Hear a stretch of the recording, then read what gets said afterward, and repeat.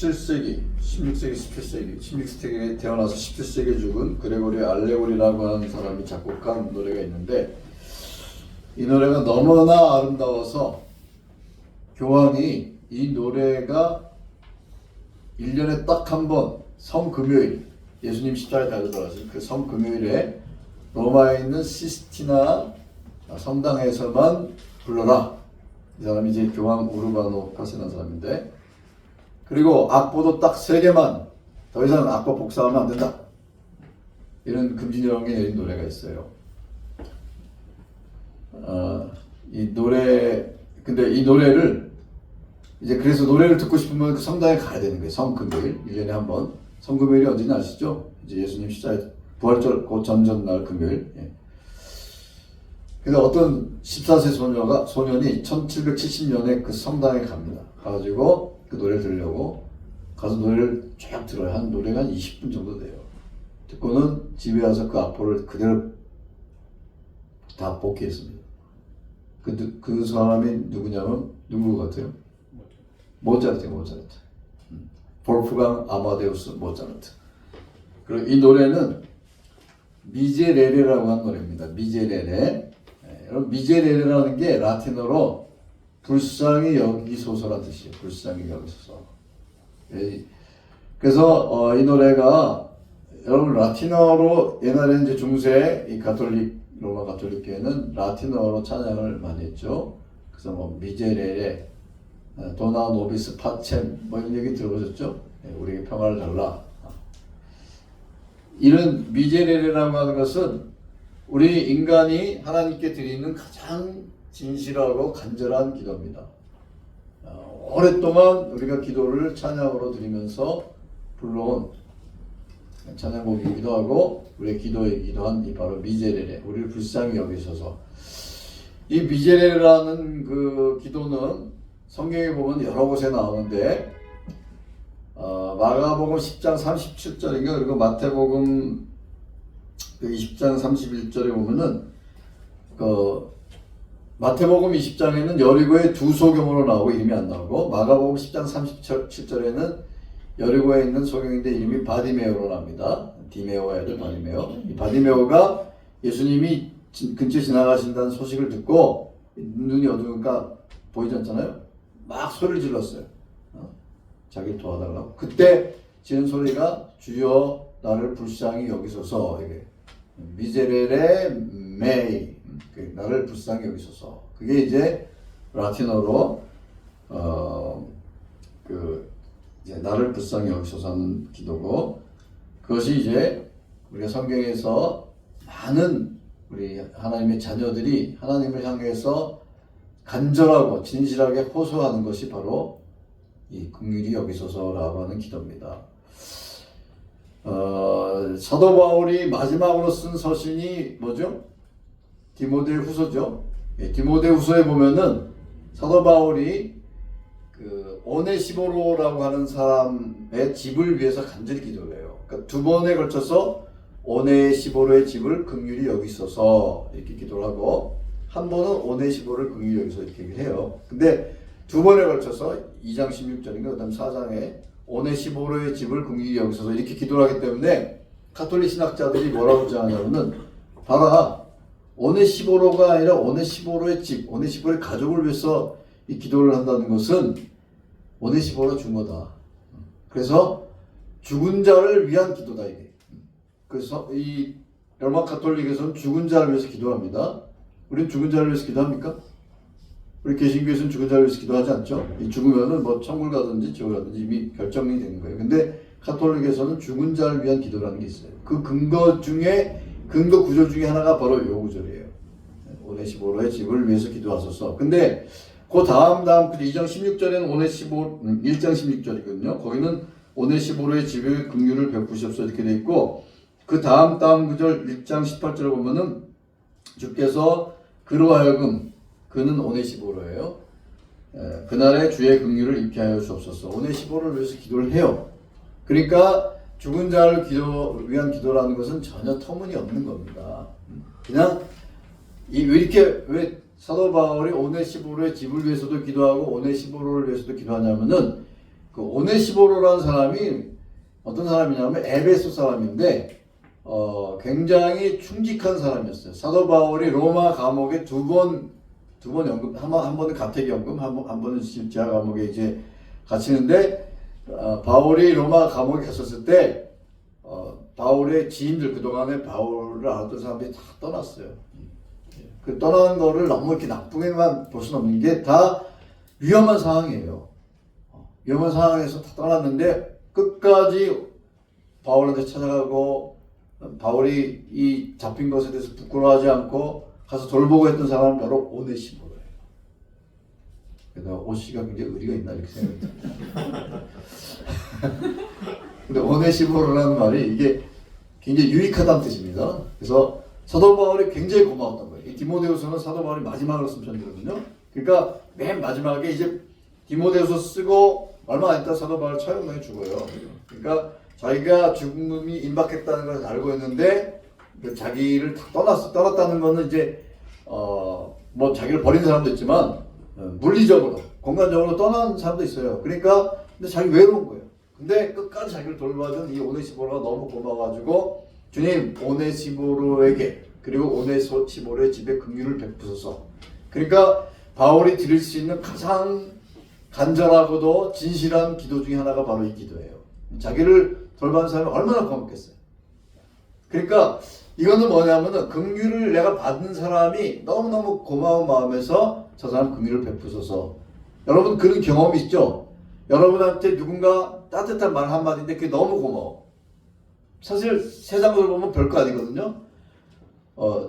저도 그런 경우가 있습니다. 제가 이 간증 잘못하면 자랑이 되기 때문에 좀 조심한데 제가 아무것도 아닌데 학생 밥을 사준 적 있어요. 따뜻한 국. 근데 나는 기억도 안 나는데 그때 교수님이 저한테 콩나물 국밥 사주셨는데 그게 너무 고마웠습니다. 이런 얘기를 하는 경우가 있고 그런 경우도 있습니다. 그러니까 저는 별거 아닌 것 같은데 그 베푼 긍휼이 너무 감사한 경우가 있어요. 저도 누구한테 받은 그 긍휼이 너무너무 고마워가지고 그 사람을 늘 감사하고 축복하는 경우가 있는 거예요.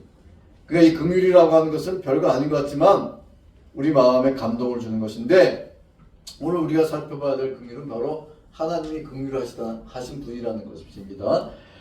그래서 우리가 주님께 긍휼을 베푸시옵소서. 긍휼을 베풀어 달라는 말하고 불쌍히 여겨 달라는 말하고 자비를 베푸시옵소서. 이 똑같은 얘기입니다. 이 얘기는 근데 이렇게 하나님께 기도할 수 있는 근거는 뭐예요? 하나님이 긍휼하신 분이에요. 하나님이 이 죄인들을 불쌍히 여기시는 분이에요. 하나님이 막 죄인들을 볼 때 막 그 죄에 대해서 화가 나시잖아요. 하나님은 죄를 볼 때 죄에 대해서 화를 내시는 분입니다. 왜냐하면 하나님은 의로운 분이기 때문에 하나님은 불의를 보고는 참지를 못하세요. 죄에 대해서는 반드시 심판하셔야 됩니다. 그런데 죄인을 보면 너무 불쌍한 거예요. 왜냐하면 이 죄인이 심판을 받아서 그 심판이 무서운데 너무너무 그것이 불쌍하니까 하나님이 불쌍히 여기시는.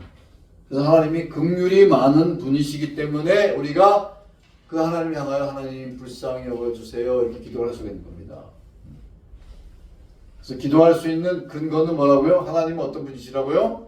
하나님은 긍휼하신 분이다. 긍휼하신 분이다. 긍휼하신 분이다. 이것을 오늘 기억하셔야 됩니다. 우리 그동안 하나님은 의로운 분이시다 이런 얘기 많이 했어요. 공의로운 분이시다. 그런데 그래서 하나님은 심판을 반드시 하셔야 된다. 그런데 이 긍휼에 하나님이 의롭고 공의롭다라는 이쪽에 반대쪽에 있는 게 또 하나님은 사랑이 많으시고 긍휼하신 분이라는 사실을 성경을 통해서 오늘 읽은 시편 145편 8절도 얘기하지만 성경 여러 곳에서 그런 얘기를 합니다. 그래서 하나님의 성품, 하나님 은혜롭고 긍휼이 많고 노하기를 더디하시고 인자하심이 크시도다.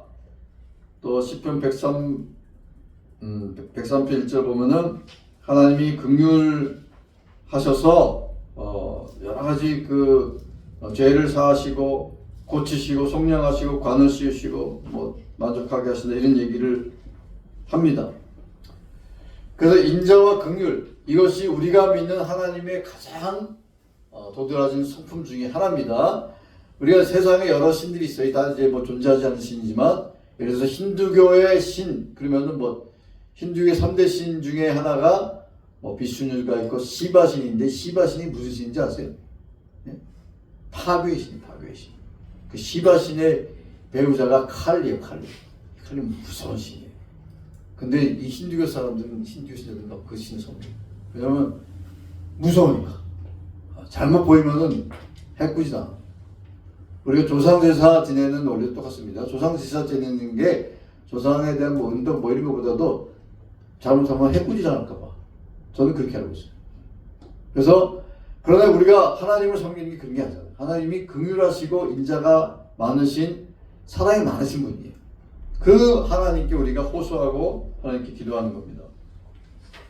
그런데 이 긍휼이라는 단어는, 여러분 긍휼이라는 단어의 어원이 뭔지 아세요? 히브리어로 긍휼이라는 단어는 그 라함이라는 단어의 복수형인데, 이 라함이라는 단어는, 그 라함은 단수고 라함의 복수형이 긍휼이라는 뜻이에요. 근데 이 라함은 무슨 뜻이냐면 그 자궁의 자궁, 엄마의 자궁. 엄마의 자궁이 긍휼하다라는 표현의 그 어근이라니까요. 그러면 이렇게 생각하시면 돼요. 여러분 자궁이라고 하는 것은 어떤 공간입니까? 아기가 거기서 99.9%가 아니라 100% 엄마의 이 전적인 사랑과 은혜를 받는 것이죠. 자궁에서 엄마로부터 이 모태로부터 이제 영양분을, 자양분을 공급받고, 엄마가 이 아기를 불쌍히 여기는 그걸 모성애라고 그러죠. 여기는 이제 출산 경험 있으니까 제가 말씀드릴게요. 그 모성애가 없으면은 이 아기가 태어날 수가 없잖아요. 여러분 모성애와 부성애는 틀립니다. 부성애는 모성애에 아무것도 안 해요. 애가 아무리 아파도 잠을 자, 부성애는. 내 모성애는 잠을 안 자요. 여러분 부성애가 별게 아니라는 것을 느껴보셨습니까? 우리? 그러니까 이거에 보면 모성애가 얼마나 참 놀라운가. 그래서 제가 모성애를 설명하는 게 그 자궁이라는 게, 그래서 이 모성애가 바로 하나님의 긍휼하심을 이 세상에서 표현할 수 있는 가장 근접한 것이 바로 모성애인 겁니다. 그게 긍휼이라는 단어를 쓴 거예요. 그러니까 하나님이 얼마나 자녀들을 사랑하신가. 그런데 우리가 여기서 기억해야 될 것은, 하나님이 그러면 긍휼이 많으신 분이라 그래가지고 항상 우리에게 일어나는 일들이 우리가 좋아하는 일들, 나쁜 일은 전혀 안 일어나고 항상 좋은 일만 일어나냐? 절대 안 그렇잖아요. 그렇잖아요. 하나님이 긍휼하신 분인데 나한테 나쁜 일이 막 일어나요. 그러니까 우리가 하나님의 긍휼이라는 것을 내가 뭐 하고 싶은 대로 다 하게 해주고 내가 원하는 걸 다 해, 이게 긍휼이 아니라니까요. 하나님이 우리를 불쌍히 여기신다는 것은 궁극적으로는 하나님께서 우리를 구원에 이르도록 이끄시는 그 사랑인 겁니다. 그래서 우리가 원하는 방식대로 항상 모든 걸 다 이루시는 건 아닙니다. 근데 궁극적으로 하나님은 우리를 불쌍히 여기셔서 우리가 죄인인 것을 아시고 그 진노의 심판을 유보하시는 거예요. 그 노하기를 더디하신다 했잖아요. 만약에 여러분 하나님이 긍휼하시지 않는다 그러면 어떤 일이 벌어집니까? 오늘 예배를 드리려고 하는데 성도가 하나도 없어요. 어떤 성도는 팔이 다치고, 어떤 성도는 눈이 하나 없어지고, 어떤 성도는 다리가 다치고, 하나님의 죄의 공의로운 죄의 심판을 받아가지고 다 병원에 누워 있어요. 이런 일이 벌어질 겁니다. 그게 아니면은 죄는 안 졌는데 하나님의 긍휼의 그 긍휼하심이 없어서 먹을 게 떨어져가지고 굶어 죽어요. 우리가 먹고 살고 직장을 다니고 건강하게 다닐 수 있는 게 다 하나님이 긍휼하시기 때문에 그냥 우리 죄 가운데 살지만 내버려 두시는 겁니다. 여러분 그거에 대해서 깊이 생각해 보신 적 있어요? 아마 그런 생각을 깊이 안 하니까 여전히 죄를 짓고 있는 거예요. 하나님이 만약에 긍휼이 없다 그러면은 하나님이 진노의 심판을 우리가 죄를 지을 때마다 심판하신다 그러면 우리 이 자리에 없다니까요. 성도님들이 다 예배드리고 있는데 목사님이 안 오세요. 목사님 왜 안 오셨어요? 목사님 죄를 지어가지고 지금 병원에 누워 계세요. 뭐 이런 상황이 벌어지는 거예요 이게. 그러니까 이거 굉장히 우리가 깊이 생각해야 되는 겁니다. 근데 하나님이 긍휼하신 분이기 때문에 죄에 대한 심판을 유보하시고 노하기를 더디하시고 우리가 죄에서 돌아오기를 기다리시고 그 다음에 우리가 여전히 죄인이지만 우리에게 필요한 물질을 공급하시는 겁니다. 우리 사사기에서 읽었잖아요. 사사기에서 백성들이 죄를 지니까 하나님께서 죄를 깨달으라고 진노의 막대기로 이방 민족들을 통해서 압제를 하시는 거예요. 그러면은 우리가 죄를 졌구나 회개했는데 그렇게 회개는 안 하고 그냥 하나님 살려주세요. 또 불쌍히 여기셔가지고 또 사사를 세우셔가지고 구원을 베푸십니다. 그런데 선지자를 보내가지고 경고를 하시는 거예요. 내가 너희들 도와주긴 도와주는데 너희가 죄를 아직 회개하지 않았다고 빨리 죄를 회개하라 이렇게 말씀하세요.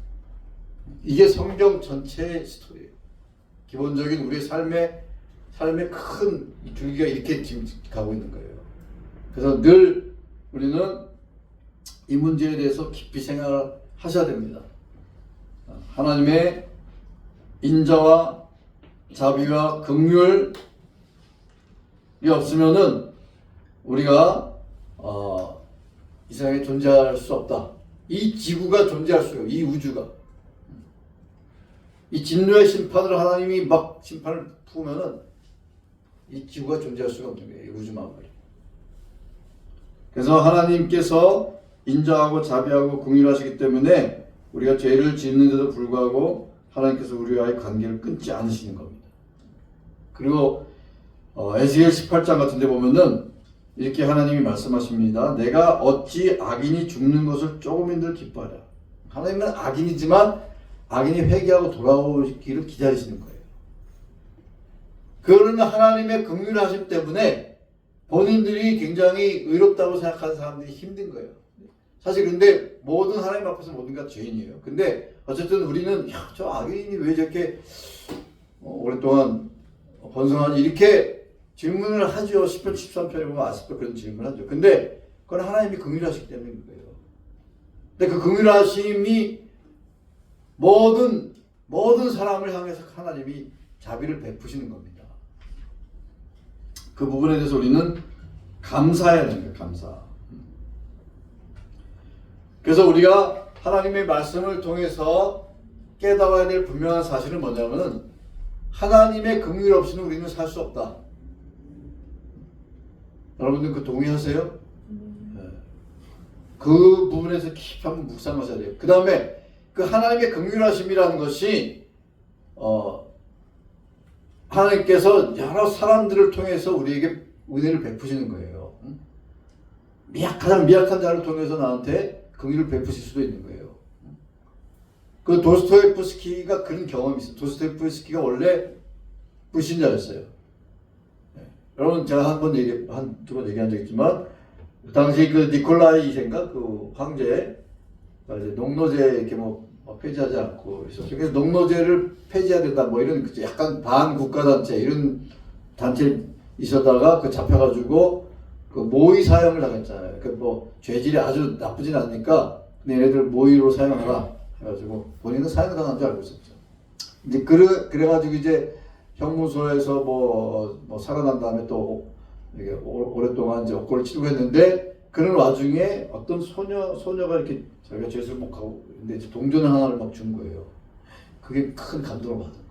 그러니까 별거 아닌 것 같은데 그 다음에 어떤 귀부인이 넣어준 성경책 그 성경책 감옥에서 읽은 겁니다. 그래서 이 사람이 회심하고 원래 무신론자였는데 예수님을 믿게 된 거예요. 그러니까 그 소녀가 베푼 그 조그만 동전 한 입 우리말로 100원짜리인지 500원짜리인지 모르겠어요. 근데 그런 거라든지 그 다음에 귀부인이 넣어준 성경책 내가 알기로는 신학 성경책인데 그런 것들이 별 아닌 것 같지만 그것이 놀라운 방식으로 그에게 참 고마운 마음이 생긴 거고 그걸 통해서 하나님을 만나게 되고 그 사람이 러시아의 대문호가 된 겁니다. 여러분 제가 그런 얘기 했지만 1917년에 러시아에 혁명이 일어나가지고 거기다 공산주의는 종교를 공식적으로 바뀌었잖아요. 그래가지고 거기는 공식적으로 기독교가 존재하지 않았는데 어떻게 소련의 그 러시아 그 공산주의 시야에 있었던 사람들이 신앙을 유지할 수 있었느냐? 거기 뭐 성경책 같은 것도 가지수는 뭐 다 큰일 나니까. 그 사람들이 그래도 명맥을 유지할 수 있었던 것이 도스토옙스키나 톨스토이 같은 그 문학 작품에 녹여든 기독교의 그 신앙, 그런 것들 덕분에 신앙을 유지할 수 있었다 이렇게 얘기를 합니다. 그러니까 놀라운 방식으로 하나님께서 그 사람을 이제 쓰셨는데 그가 아주 아무것도 아닌 것 같지만 그 긍휼을 받은 것, 그것이 그에게 큰 감동을 준 것이었어요. 그래서 우리가 역사를 보면은 참 우리 기독교가 긍휼한 종교, 관용 자비의 종교, 이런 종교가 되어야 되는데 그렇지 못한 건 역사상의 수치입니다. 그 십자군 전쟁에서 그래서 십자군 전쟁을 우리가 욕하는 거예요. 왜 기독교가 폭력적이 되어서는 안 되느냐? 여러분, 그 1차 십자군 전쟁 중에 그 레몽하고 보헤몽 이 두 사람이 저지른 그 악이 있는데 그 마라라고 하는 다마스커스 도상에 있는 도시에 이 십자군 전쟁 치다 보니까 배가 고프잖아요. 그래가지고 거길 약탈해가지고 뭐 이제 식량을 조달하려고 했는데 뭐 식량도 없고 그런데 아주 나중에 그 마라를 그 공격해가지고 그 보헤몽은 그쪽 수비대하고 협력을 했어요. 너희가 항복하면은 확산하지 않겠다. 근데 보헤몽의 그 협약이 이쪽 레몽 측에는 전달이 안 된 모양이에요. 그 레몽 부하들이 들어가가지고 다 학살한 거죠. 부녀자 어린아이까지.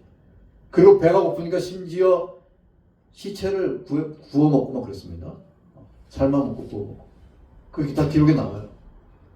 그리고 심지어는 이 사라센 사람들, 무슬림들이 뭐 금을 삼켰다 그래가지고 이 배를 톱으로 갈라가지고 뭐 끄집어내고 있을 수 없는 그런 학대를 저질렀어요. 이게 십자군이 이게 기독교의 수치예요.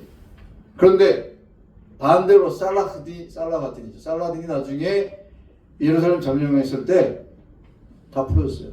물론 이제 그 속전을 내겠죠. 몸값을 내겠죠. 근데 죽이지 않고 다 풀었습니다. 이거는 거꾸로 된 거예요. 거꾸로. 기독교가 오히려 그렇게 하고 그래야 되는데 이 기독교는 오히려 더 잔인하고 긍휼이 없고 이런 것들이 복음의 길을 막는 겁니다. 그래서 우리 그리스도인들은 우리 아버지의 성품을 닮아서 긍휼해야 돼요. 하나님이 요구하시는 것이 바로 긍휼이에요. 하나님께서 자녀들한테 요구하시는 것이 무엇인지 오늘 우리 아까 정현경 지사님이 읽으신 마태복음 9장 13절에 보면 잘 나옵니다. 거기 한번 펴보세요. 뭐라고 되어 있습니까? 마태복음 9장 13절. 너희는 가서 내가 무엇을 원하고? 긍휼을 원하고, 헬라어 엘레오스, 긍휼을 원하고 제사를 원치 않는다 라고 하신 뜻이 무엇인지 배우라. 이 말씀은 호세아 6장 6절을 얘기하시는 겁니다. 호세아 6장 6절에 보면 나는 인애를 원하고 제사를 원하지 아니한다. 번제보다 하나님을 아는 것을 원하노라 이렇게 말씀하시는데, 이 긍휼은 헬라어고 인애는 히브리어인데 인애에 해당하는 히브리어가 헤세드예요. 헤세드. 여러분 들어보세요. 헤세드.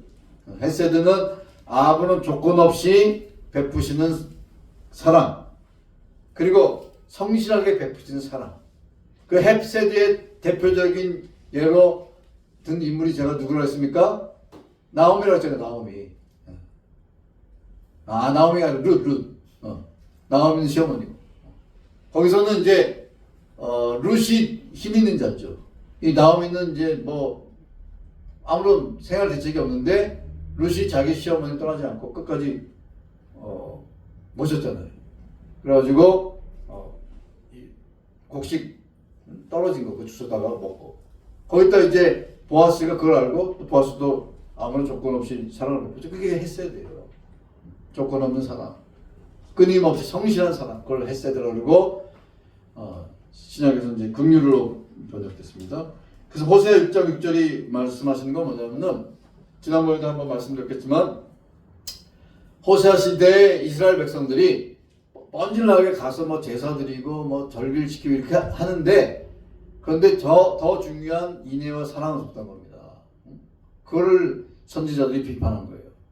그러니까 하나님의 백성은 이거는 이제 제사를 드리지 말라는 뜻이 아닙니다. 그렇게 또 이제 뭐 해석하면 안 돼요. 제사를 드리는 게 중요하지만 근데 생활에서 인애도 없고 긍휼도 없고 사랑도 없고 정직하지도 않고 이런 생활에서 하나님의 백성다운 모습을 보이지 않으면서 뻔질나게 가서 제사 드리고 뻔질나게 이건 소용없다는 거예요.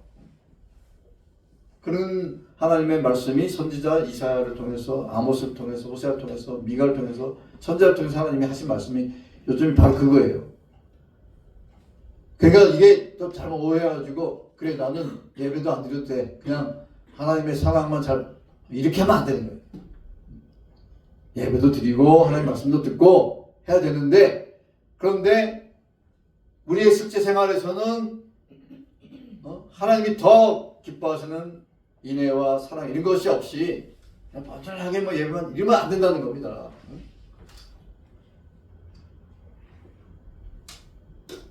어떤 성도님의 간증 제가 그분이 예수님 믿기 전인데 무슨 한복집을 운영하기로 해서 계약을 했어요. 계약. 근데 계약금이 얼마인지 한 100만 원인가. 근데 하루인가 이틀 지나서 도저히 안 되겠다 그래가지고 찾아갔습니다. 그 주인한테 제가 도저히 이건 안 하겠습니다. 여러분 같으면 어떻게 합니까? 여러분들이 그 상대방이다.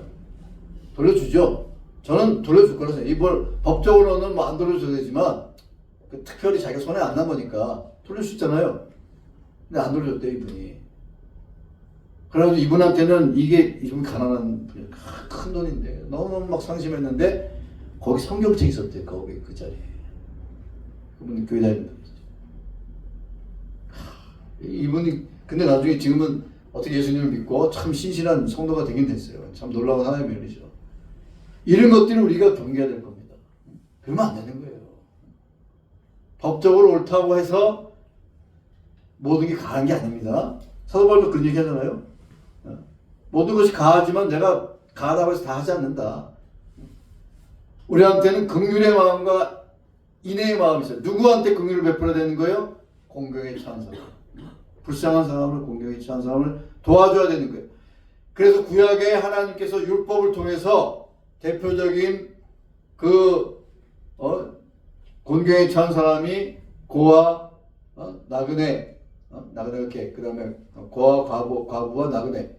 이런 사람들은 이제 힘이 없고 의지할 데가 없으니까. 여기 고아라고 하는 것은 부모 없는 자식도 얘기하지만 돌볼 자식이 없는 늙은 사람들도 고아라고 표현하는 겁니다. 그 다음에 나그네들은 밟으실 곳이 없잖아요. 이런 사람들한테 하나님께서 사랑을 베풀어라 이렇게 말씀. 그 다음에 레위인도 들어가죠. 레위인은 기업이 없으니까 그런 법을 주신 겁니다. 그리고 밥 모퉁이 곡식 이렇게 다 벨 때 밥 모퉁이 놔둬라. 왜냐면 불쌍한 사람들이 그거 주워 먹어야 되니까. 나다 떨어진 건데 줍지 말아라. 그걸 루시 그거 준 거잖아요. 그러니까 사회적으로 하나님께서 너희 가진 자들이 불쌍한 사람을 위해서 조금씩 이렇게 해라. 그게 긍휼의 마음인 거예요. 음식이 얼마 안 남았는데 줄을 보니까 내가 많이 가져가면 이 사람들 먹을 게 없어. 그러면은 조금씩 가져가는 게 그 사람의 긍휼의 마음이죠. 우리 섬김의 교회 성도들은 그렇게 하실 거라고 제가 생각해요. 근데 뒤에 사람 좀 많아 그냥 가져간 거 다 먹으면 괜찮아. 남겨. 그건 아닌 거예요. 그러면 안 되는 거예요.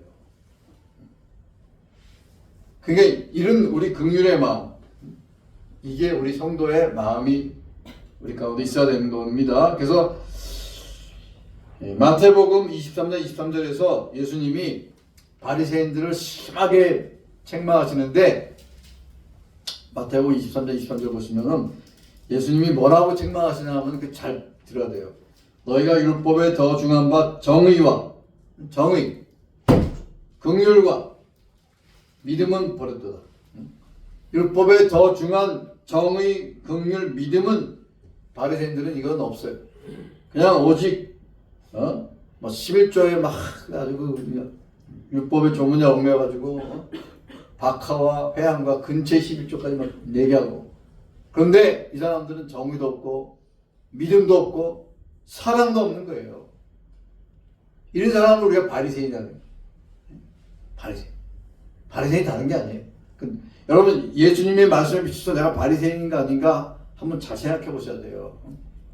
우리 성도님들은 그런 분이 없으리라고 저는 생각해요. 근데 이런 율법 정도 같은 거 막 따지고 그러는데 믿음도 없고 정의도 없고 사랑도 없어. 이건 바리새인이에요. 근데 예수님이 뭐라 했습니까? 이것도 중요하고 저것도 중요한 거예요. 한쪽도 치우쳐가지고 그래 이건 뭐 이러면 안 되는 거예요. 이것도 중요하고 저것도 중요한 겁니다. 예수님 말씀입니다. 마태복음 5장 7절에 여러분 팔복 가운데 하나가 뭡니까? 팔복 가운데. 팔복이 뭔지는 아시죠? 팔복. 긍휼히 여긴 자는 무슨 복을 받는다?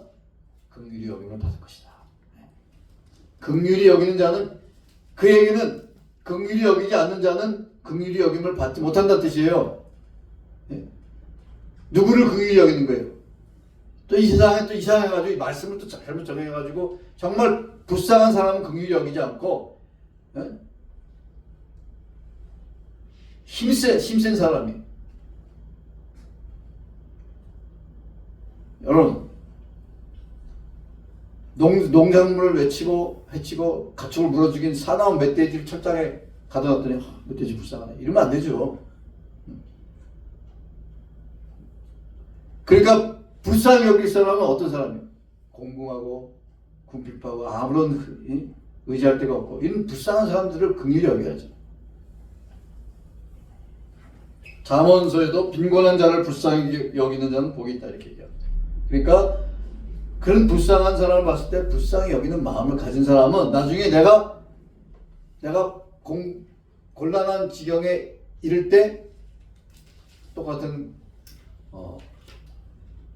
그런 긍휼을 베품을 받을 것이다. 그런 뜻입니다. 만약에 자녀가 긍휼을 하지 않으면 어떻게 되느냐? 오늘 야고보서 2장 13절도 읽으셨어요? 네, 뭐였죠? 야고보서 2장 13절 한번 펴보세요. 373페이지. 뭐라고 되어 있습니까? 긍휼을 행하지 아니하는 자에게는 뭐가 있다고요? 긍휼 없는 심판이 있으리라. 긍휼은 심판을 이기고 자랑합니다. 자, 긍휼을 행하지 아니하는 자, 우리가 긍휼을 행해야 돼. 우리 마음속에 하나님의 사랑이 차고 넘쳐서 불쌍한 사람을 도와주고 이제 불쌍한 사람 불쌍히 여기는 거예요. 그 뭐 큰 게 아니에요. 배고픈 사람한테 그냥 뭐 밥 한 그릇 사줄 수도 있는 거고 아주 차비가 없다고 하는 사람한테 뭐 차비 줄 수 있어요. 진짜 차비가 없는 사람. 그런데 이걸 안 하는 사람한테는 긍휼 없는 심판은 무슨 심판입니까? 긍휼 없는 심판에 대해서 오해하시면 안 됩니다. 긍휼 없는 심판은 무자비한 심판이 아니에요. 엄정한 심판이에요. 그러니까 하나님께서 엄정한 심판, 원론의 원칙대로 하면은 누구도 살아남을 수가 없는 거예요. 그런데 하나님 불쌍히 여기셔서 그 엄정한 심판을 하시 않고 불쌍히 여기셔서 봐주시게끔 용서하시는 거예요. 그렇잖아요. 그게 마태복음 그 18장에 보면은 그 비유 나오잖아요. 어떤 관리가 갚을 수 없는 그 천문학적 수사입니다. 뭐 몇 백억 몇천억 되는 돈을 갚지 않아도 됩니다. 불쌍히 여겨가지고 자기는 탕감 받았는데 자기한테 뭐 얼마 한 100만 원 꾼 사람한테 너 갚아 안 갚으면 너 내가 감옥에 집어넣을 거야. 이게 얼마나 나쁜 짓이에요. 그래가지고 이 소식이 알려지니까 못 쓰겠네. 그놈 당장 감옥에 쳐넣어라. 그래가지고 그 마태복음 18장의 얘기 그거예요. 그래서 우리가 하나님으로부터 큰 사랑을 받았기 때문에 우리의 죄를 용서받았기 때문에 우리한테 좀 잘못한 사람도 용서해주고 뭐 이런 예수님의 말씀입니다. 용서에 대한 얘기겠지만 어쨌든 긍휼이라고 하는 것이 우리가 하나님께 받은 사랑을 생각할 때 우리도 누군가를 좀 사랑하고 긍휼을 베풀어야 될 것이다. 그래서 성경에 보면 두 가지 케이스가 나도 요거 얘기하고 마치려고 합니다. 한 사람은 이 긍휼을 베풀었어요. 엘리야가 먹을 게 없을 때 하나님께서 사르밧에 있는 과부한테 가라고. 사르밧은 지금으로 말하면 레바논 땅입니다. 거기 이제 사렙다라고 하는 곳에 갔는데 과부가 마지막 밀가루와 마지막 기름, 마지막 밀가루, 마지막 기름으로 자기 이제 구워 먹고 죽으려고 하는데 엘리야가 왔으니까 와서 좀 그거 달라고 하니까 그래 한 끼 더 먹고 죽나 지금 죽나 마지막으로 긍휼을 베풀자 뭐 그런 마음이었을 것 같아요. 하여튼 엘리야한테 줬는데 하나님께서 그 사렙다 과부의 기름병이 끊이지 않도록 채워줬잖아요. 그 놀라운 기적이잖아요. 그 끊이지 않게 기름이 부어졌다는 게 나는 기적적으로 이제 기름병이 하면 뭐 기름처럼 이런 걸 수도 있지만 누군가 주변에서 도와준 걸 수도 있어요. 그건 뭐 몰라요. 어떤 방식은 하나님한테 기적을 베푸신 거예요. 이야 놀라운 거죠. 한편 누가복음 16장에 나오는 그 부자와 나사로에 나오는 그 부자의 죄가 뭡니까? 우리가 이런 본문을 읽을 때 뭐 예수님 안 믿어서 지적하다 이런 얘기를 하면 안 돼요. 당연히 예수님 안 믿어서 지적하는데 여기서 본문의 초점은 뭐냐면은 자기 그 문간에 있는 나사로가 불쌍한데 한 번도 나사로에 대해 관심을 하지 않았어요. 근데 이 부자 그렇다고 쪼잔한 사람도 아니에요. 친구들 불러다가 막 파티가 왔다니까 맨날 연락을 주겠다 그랬잖아요. 친구들 사이에서는 인기 있는 사람이 야 너 최고다. 친구들 불러다가 막 파티 열고 샴페인 터트려줘. 따라줘. 너 최고야. 근데 그 자기 문간에 있는 거지 나사로는 한 번도 나사로에 대한 관심을 가지지 않았어요. 옛날에는 그 부자들이 식탁에 밥 먹을 때 빵 부스러기로 손을 씻습니다. 빵 껍질 같은 걸 이렇게 버려요. 그럼 그걸 먹으려고 하는데 걔가 막아서 막 헌대를 하고. 그 나사로가 죽었는데도 그때도 상을 치러주지도 않고. 나중에 지옥 가는 거예요. 예수님을 믿는 사람은 이렇게 할 수가 없다는 거예요. 하나님을 믿는 사람은 엘리야를 공개한 사르밧 가부처럼 행동하게 돼 있어요. 그러니까 우리가 정말 예수님 믿는 게 뭐냐라는 것에 대해서 심각한 질문을 던져야 되는 거예요. 예수를 믿는다는 것은 그 사람 마음속에 자비와 긍휼. 왜? 하나님을 믿는 자녀는 하나님을 닮게 돼 있어요. 하나님이 긍휼하신 분에서 우리 죄인을 불쌍히 여기시고 죄를 용서하시고 노하기를 더디하시고 이렇게 하시는 분이시라면은 우리가 자녀된 우리가 하나님의 자녀라면은 긍휼한 마음으로 누군가를 대하게 돼 있는 거예요.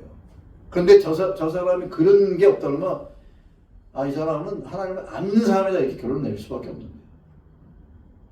오늘 우리 교회들이 참 주님의 말씀에 좀 귀를 기울여야 돼요. 지난번에도 잠깐 얘기했죠. 마태복음 25장에 심판의 기준이 뭐였어요? 양과 염소처럼 딱 구별하고 심판의 기준이 뭐였어요? 너희들은 내가 목마르고 배고플 때 헐벗을 때 나에게 물을 주고 나에게 먹을 걸 주고 나에게 옷을 줬다. 저희들은 언제 예수님 그렇게 하신 적이 없는데요. 이 소자들한테 한 것이 나한테 한 것이다. 여기 똑같은 너희들은 내가 목마르고 배고플 때 나한테 그렇게 하지 않았다. 예수님 만난 적도 없는데 가난하고 불쌍한 사람 도와주지 않은 게 나한테 한 것이다. 그 마태복음 25장을 가지고 또 뭐 예수님 안 믿으면 그렇게 얘기하면 안 된다니까요.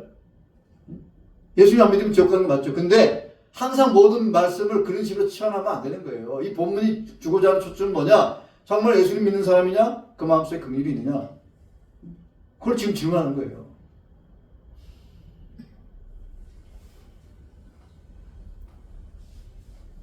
성경 여러 곳에서 이런 얘기를 하고 있습니다. 그래서 우리가 오늘 사실은 이 설교는 좀 한국교회 많은 성도들이 들어야 되는데 제 설교를 들을 기회들이 없으니까 우리 성도님들은 내가 죄송합니다. 성도님들은 긍휼하신 분이기 때문에 제가 우리가 긍휼을 베푼다고 해가지고 그게 아니에요. 미가서 6장 8절에도 사람아 주께서 선한 것이 무엇임을 내게 보이셨나니 야훼께서 내게 구하시는 것이 오직 정의를 행하며 인자를 인자가 긍휼이에요. 사랑하며 겸손하게 내 하나님과 함께 행하는 것이 아니에요. 이게 구약의 황금들입니다. 하나님이 우리 자녀들에게 요구하신 건 세 가지: 정의, 긍휼, 인자, 그 다음에 겸손. 이 세 가지. 이 세 가지 덕목이 있으면은 이 사람 훌륭한 하나님 백성이다. 이 세 가지를 완벽하게 구축할 수 없지만 세 가지 모습이 조금씩 있어야 돼요. 뭐라고요? 정의와 긍휼과 겸손. 그러니까 의와 공의를 아버지의 모습을 닮아서 의와 공의를 행하려고 하는데 그걸 겸손하게, 그다음에 긍휼을 베푸는. 이게 최고예요. 우리 이런 성도님들 되시기를 바랍니다. 이게 이 헬라어 엘리에우스가 헬라어는 이게 감정을 나타내는 건데, 여러분 스토아 철학에서는 이 현자들한테는 이런 엘레오스 이런 게 있으면 안 됩니다. 그 참 놀랍죠. 왜 그러냐면은 이 도덕적인 관계에는 감정의 지배를 받으면 안 된다는 거예요. 놀랍죠. 근데 우리 하나님은 안 그래요. 그리고 이런 얘기 많이 했지만은 철학자들은 신이 감정이 없다 이렇게 주장해요. 감정을 갖고 있는 건 연약함에 짓는 거예요. 불쌍히 여긴다는 건 연약함에 짓는 거예요. 그래서 이 세상에 그 큰 뭐 일을 했던 뭐 마케도냐 누구야 알렉산더가 고르디온의 매듭을 막 뭐 이거 푸는 사람이 뭐 세계 정복한다 했는데 매듭 풀지 않고 어떻게 했어요? 칼로 잘라버렸잖아요. 성질이 못 돼서 그런 거예요. 그 성질이 못 되니까 자기 부하 장구들 아버지 친구들 데리고 인더스강까지 간 거예요. 사람이 조금이라도 긍휼한 마음에서 그거 못합니다. 그러니까 그런 거를 세 사람들은 칭찬하는 거예요. 야, 이 사람이 뭐 어떤 역사를 이룬 위대한 지도자, 그러면 그 사람은 이 사람은 사이코패스인가 보다 이렇게 생각하시면 돼요. 그러니까 오늘 성경이 얘기하는 것하고 틀리다는 것을 우리가 제가 얘기하는 겁니다. 그래서 오늘 말씀을 들으시고 우리 요셉이 구덩이에 던졌을 때 형들한테 긍휼의 마음이 있었으면 요셉을 팔지 않았겠죠. 근데 형들은 요셉이 너무 얄미운 거예요. 지들이 잘못한 거 고자질했다. 요셉이 무슨 잘못했어요? 요셉은 그냥 자기 본 걸 그대로 얘기하는 뿐이에요. 아버지한테. 아버지, 형이 양 죽여서 구워 먹었어. 사실 본 걸 얘기한 거죠. 근데 그래도 르우벤은 동생을 불쌍하게 여기죠. 근데 르우벤이 없는 순간에 또 유다도 약간은 또 마음에 죄책감이 있으니까 야 죽이지 말고 뭐 이렇게 하자 그래가지고 살리긴 했죠. 나중에 그게 끝끝내 마음 고통을 주잖아요. 자기 동생 죽어온 줄 알고. 나중엔 요셉이 형들을 시험한 거예요. 요셉은 시험을 해야 돼. 형들이 회개했는지. 그래가지고 막 돈자리에다 돈도 집어넣고 뭐 이렇게 하는 겁니다.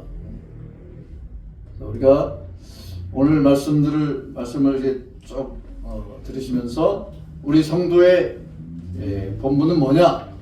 오늘날 기독교가 나는 기독교가 폭력적으로 하는 거 이거는 기독교가 아니에요.